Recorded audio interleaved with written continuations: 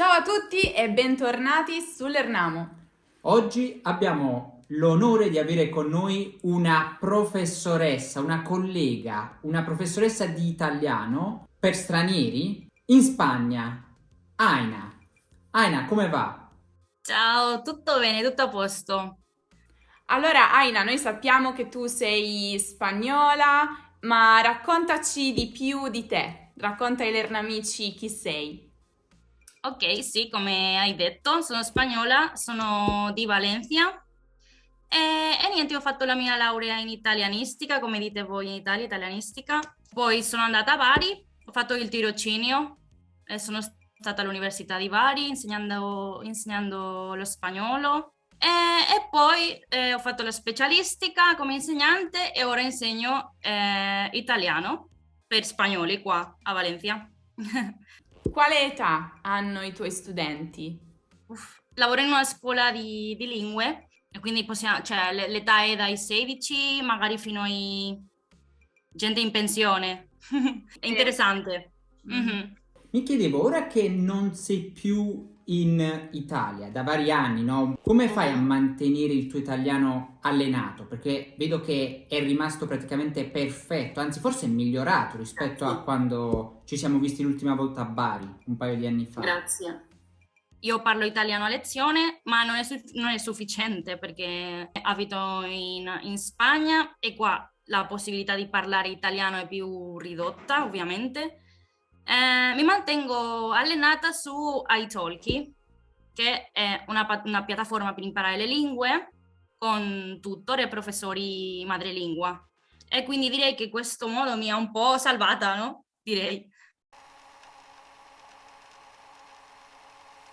Vorrei rispondere a una domanda che molti di voi mi fanno nei commenti. Graziana, posso fare lezioni individuali di italiano con te? La risposta è sì. Chiunque può prenotare lezioni individuali con me online. Infatti, da svariati anni lavoro come professoressa di italiano su italki, la più grande piattaforma per l'apprendimento delle lingue, nonché sponsor di questo video. Iscrivendovi ad italki avrete la possibilità di studiare con tutor e professori altamente competenti, selezionati attraverso un lungo processo, nel quale non solo viene valutato il curriculum, ma bisogna anche superare un intenso colloquio. Per questo migliaia di persone nel mondo scelgono e sono soddisfatte di imparare le lingue su italki, come confermano le oltre 10.000 recensioni positive su Trustpilot. Immagino che a questo punto vi starete chiedendo: se i tutor e i professori su italki sono così bravi, costerà molto fare lezione con loro? E la risposta è no. Ognuno su italki stabilisce la propria tariffa. Ci sono professori che offrono lezioni individuali a partire da $10 all'ora. Un prezzo piuttosto ragionevole, no? Se usate il link che vi ho lasciato in descrizione, potrete creare il vostro account su italki gratuitamente e iniziare a scegliere il vostro professore. Inoltre, siccome ci troviamo nel periodo natalizio, se dopo esservi iscritti ad italki invitate un vostro amico a fare lo stesso, riceverete $15 voi e $10 il vostro amico, da usare per prenotare lezioni. Iscrivetevi subito usando il link in descrizione. E non dimenticate che se volete prenotare lezioni di italiano con me, vi basterà cercare Graziana Filomeno. Ti trovi a insegnare ora a studenti che vogliono imparare l'italiano come hai fatto tu in passato? Qual è la tua esperienza in questo ruolo? Beh, io mi trovo benissimo perché posso un po' paragonare quello che io ho studiato, quello che ho fatto, e un po' so le difficoltà che forse hanno gli alunni. E perché hai scelto proprio l'italiano come lingua da studiare prima e insegnare dopo? Ok, sì, beh, da sempre diciamo che mi sono piaciute le lingue, sempre ho avuto un po' un speciale interesse sia nella cultura italiana, sia la lingua ovviamente. Poi quando ho iniziato la laurea ho anche scoperto la letteratura italiana E quindi direi che non è stata proprio una scelta, è un po' una vocazione, no? Un po' trasmettere quello che io sento per l'Italia e la lingua italiana agli altri, in questo caso agli studenti italiani. E tu Bello. ti occupi Sì. anche di cultura o solo di lingua? Cioè insegni soltanto gli aspetti legati alla lingua, grammatica, lessico, eccetera, oppure tratti anche argomenti di cultura italiana, visto che tu la conosci perché sei stata a Mm. Bari, infatti ci siamo incontrati a Bari varie volte. Beh, soprattutto insegno grammatica, vocabolario, ma ovviamente poi ci sono cose importanti di cultura, cioè sempre metto qualcosa di cultura che è importante, ovviamente per sapere una lingua, per conoscere bene una lingua. Come hai detto, ci siamo conosciuti a Bari, io parlo tantissimo di Bari, tanto, tanto, e anche della differenza tra nord e sud, loro lo sanno cioè, che ci sono queste differenze. In una lezione di italiano è anche importante la cultura.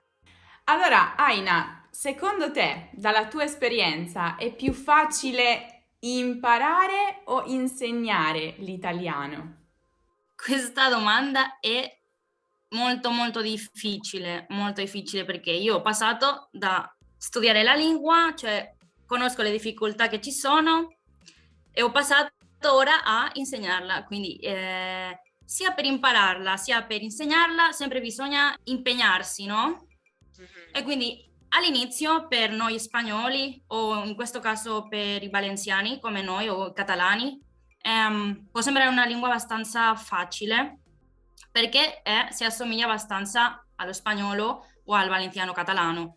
Ma poi ci sono cose molto diverse che magari possono creare confusione, no? Perché possiamo pensare che sono uguali allo spagnolo, ma non lo sono. Questo mi è successo tantissime volte con gli alunni di dire no, questo non è così, in spagnolo è così, ma in italiano non è così. Gli studenti non riescono a capire il motivo. Quindi entrambe cose sono abbastanza difficili. Possiamo dire che la leggenda che italiano e spagnolo siano identiche come lingue è un po' un mito, una bugia, no? Beh, con alcune cose sì, ad esempio, non lo so, dire in italiano mi piace mangiare o a me piace, in spagnolo diremmo a me gusta, e questo è da dire, cioè loro molte volte fanno a me mi piace e dire no, in italiano non è così. Quindi ci sono cose che possono creare problemi, soprattutto direi nell'aspetto della grammatica magari, anche molti falsi amici. Noi possiamo notare, sicuramente anche i lernamici noteranno, che tu parli molto molto molto bene. Quanto tempo e cosa serve per raggiungere il tuo livello di italiano? Molto difficile dire perché nemmeno io so se potrei diventare, è una cosa che penso molte volte, non so se potrei diventare come un madrelingua, cioè bisogna vivere molti anni in Italia, secondo me. Io soltanto sono stata un anno, poi ho fatto qualche viaggio, questo mi sembra importantissimo e soprattutto mantenersi sempre con l'italiano. Mai ci fermiamo di imparare cose nuove in una lingua straniera. Quindi il mio programma sarebbe ritornare un tempo, non so quando sarà possibile, ma questa sarebbe un po' l'idea. Ah, bello, quindi vorresti passare un lungo periodo di tempo qui, qualche mese almeno. Sì, o di più, sì, di più. Mhm. Quale Cioè, è città? importante. Vorresti tornare a Bari o visitare altre città? Guarda, io cioè, devo tornare a Bari, che alla fine c'è stato molto speciale per me, ma anche vorrei conoscere altre zone a livello cioè, di abitarci, non soltanto di visitare. Ma direi che soprattutto il sud è quello che mi piace di più. Se dovessi menzionare un aspetto negativo dell'Italia o degli italiani, quale sarebbe? Forse direi un po' chiusi di mente, cioè accoglienti ma chiusi, non tutti ovviamente, forse poco tolleranti, anche se io non ho avuto problemi, ma so che ci sono problemi di questo tipo. Mm. E invece, per quanto riguarda la lingua, qual è stata la cosa che ti ha creato più difficoltà o ancora adesso ti crea difficoltà tra la grammatica italiana, il vocabolario o la pronuncia? Beh, sì, ci sono tante cose, cioè grammatica, vocabolario. I miei studenti molte volte mi chiedono, ad esempio, non so, vocabolario molto specifico che io nemmeno so dire in spagnolo. Io sempre dico, mica sono un dizionario io, perché cioè, io non conosco tutte le parole, non si possono conoscere tutte le parole, e meno quando non è, cioè, la mia lingua materna. Ma ad esempio, direi le preposizioni, faccio ancora tanta fatica ad usarle bene, perché ecco, in spagnolo forse è differente, questo può creare anche un po' di confusione, e poi di pronuncia, anche aspetti tipo la pronuncia delle S, non so se dite voi sonore, Sì. Sì. ok? Delle S sonore, o la differenza tra V e B, che in spagnolo non c'è.